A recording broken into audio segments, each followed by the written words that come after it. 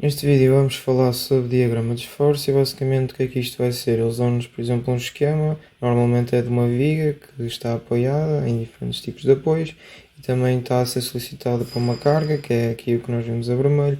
E depois o nosso objetivo então é fazer o esboço destes diagramas, que é para o esforço transverso e para o momento fletor, e para isso temos que também descobrir as equações que nos dão o valor destes esforços em função então de x. Para explicar a receita, vamos aqui ver o caso de um exercício que já saiu um exame. À medida que vamos avançando no processo, eu vou explicando diferentes maneiras que podiam aparecer e como fazer com essas maneiras, as regras que nós podemos generalizar e também vendo outros casos para perceber essas mesmas regras. A primeira coisa a fazer num exercício de diagrama de esforço é um problema de Mekun, que basicamente é determinar as reações nos apoios. Para o efeito é necessário perceber o tipo de solicitações, então vamos analisar aqui a questão destas cargas. Nós temos dois tipos de carga, as cargas distribuídas, que é deste género que nós já vamos ver, e depois as cargas concentradas, que é como se tivesse apenas uma força, como por exemplo 20 kN, tanto faz.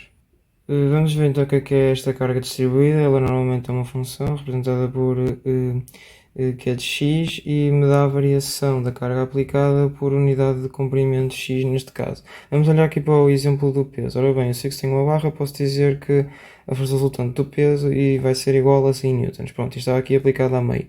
Repara que se eu dividisse esta barra em dois, ia ter cada uma da barra com uma força aplicada a meio delas, respectivamente, de 50 newtons, certo? O que é que isto significa? Que se eu dividisse em muitos pedaços, esses pedaços também iam ter uma força associada e ia também, à medida que eu fosse dividir em pedaços mais pequenos, íamos ter então forças menores. Ou seja, significa que o peso se distribui pela carga, pela barra inteira.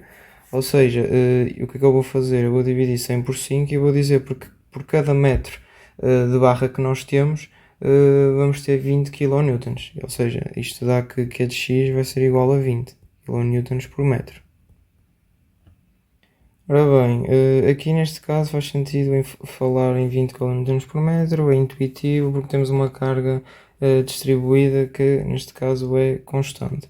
Mas aqui repara, esta carga distribuída não é constante, como nós conseguimos ver, vai seguir uma função que depois já vamos perceber como é que determinamos isso, e aqui neste ponto ela toma o valor de 10 kN por metro, ok? Significa que este 10 kN por metro, se fosse aqui, saberíamos que por cada metro tínhamos 10 kN, mas isto aqui é um ponto. Um ponto não vai ter de comprimento 1 metro, ou seja, aquilo é meio que um valor de referência e também para percebermos como é que a carga distribuída varia então por. Está, então eu aqui neste ponto eu não posso dizer que temos uma força de 10 kN a atuar ali. Eu sei é que o valor da carga distribuída que vai dar até B naquele ponto vai ser 10 kN por metro. Ora bem, fica a questão, como é que eu transformo então esta carga distribuída numa força resultante para a poder utilizar no nosso somatório de forças? Então eu vou dizer que uma carga distribuída é igual a dF dividido por dx, variação da força dividida por variação de comprimento, e depois então integrando ambos os lados desta expressão, chego que F vai ser igual ao integral de x era x1 de q de x dx. Ou seja, se eu quiser saber qual é que é a força resultante que atua da A a B, então eu vou ter que arranjar uma expressão para a carga distribuída de A a B e depois aqui no x0 meteria 0 e no x1 meteria 2. Basicamente a área que está por baixo então desta linha, que é então uma função que vai estar relacionada com a carga distribuída. Ora bem, nós temos aqui um referencial associado, como podemos ver, e às vezes o que eles fazem é, eles raramente, nunca nos vão dar a função da carga, mas dão-nos sim a função da curva, ok? Desta curva no referencial que estamos a considerar. Ora bem, então eu costumo dizer que f de x é igual a menos q de x, ou q de x é igual a menos f de x.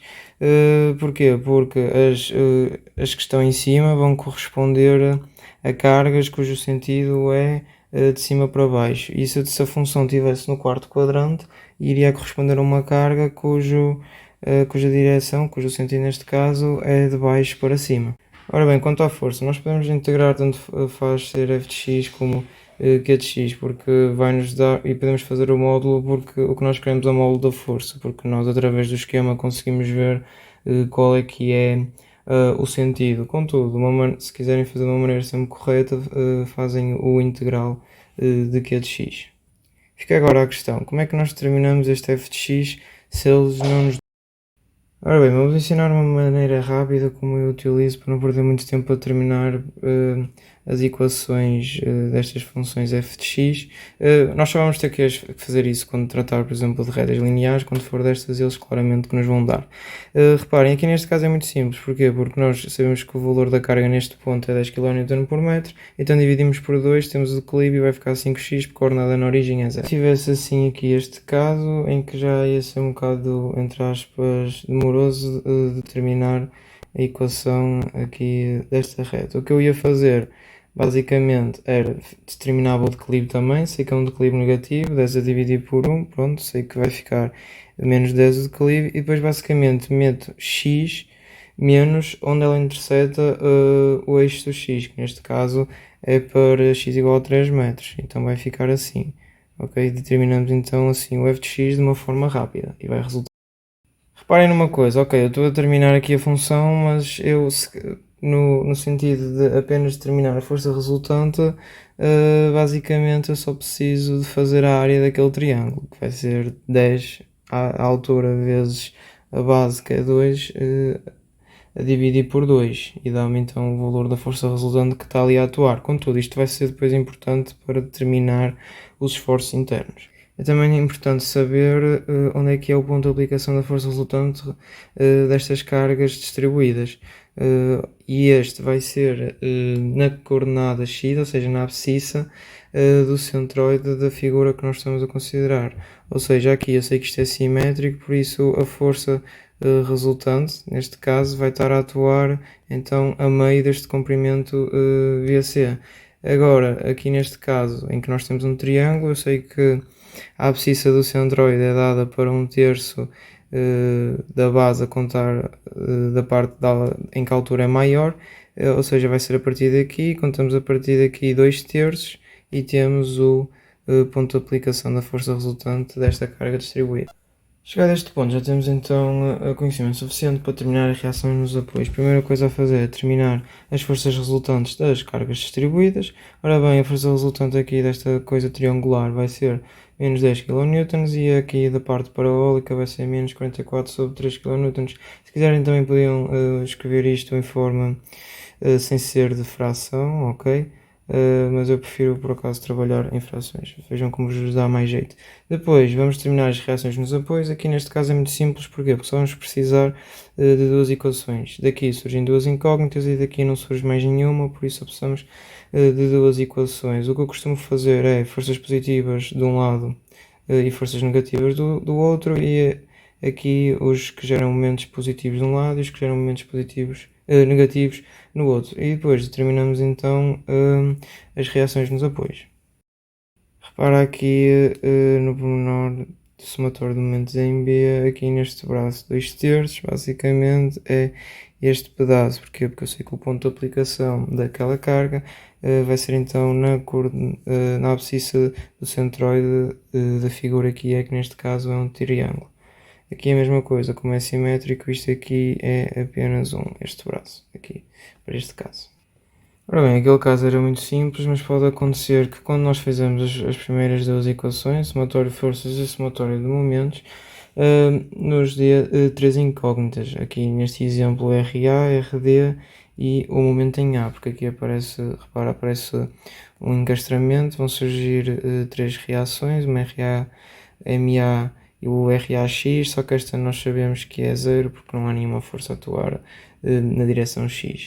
Nestes casos, o que costuma-se fazer então é partir uma secção, considera-se o tramo AB, e normalmente é boa prática partir sempre na rótula e analisar ou a parte esquerda ou a parte direita. Decidi aqui analisar a parte esquerda, aparecem estas reações, quando nós então vamos considerar apenas o tramo AB, e vamos buscar aqui então a terceira equação que nos falta para termos três equações e três incógnitas.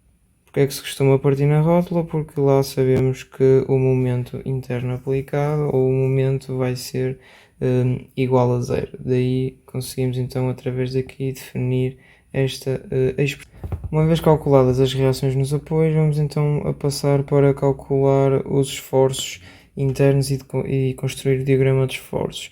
Muita atenção, estas forças resultantes só vão servir para o cálculo das reações. A partir do momento em que determinamos isso, esquecemos isto completamente, é como se nunca tivesse existido e agora vamos trabalhar com as cargas distribuídas. Ora bem, para analisar os esforços internos nós vamos ter que estudar tramo por tramo.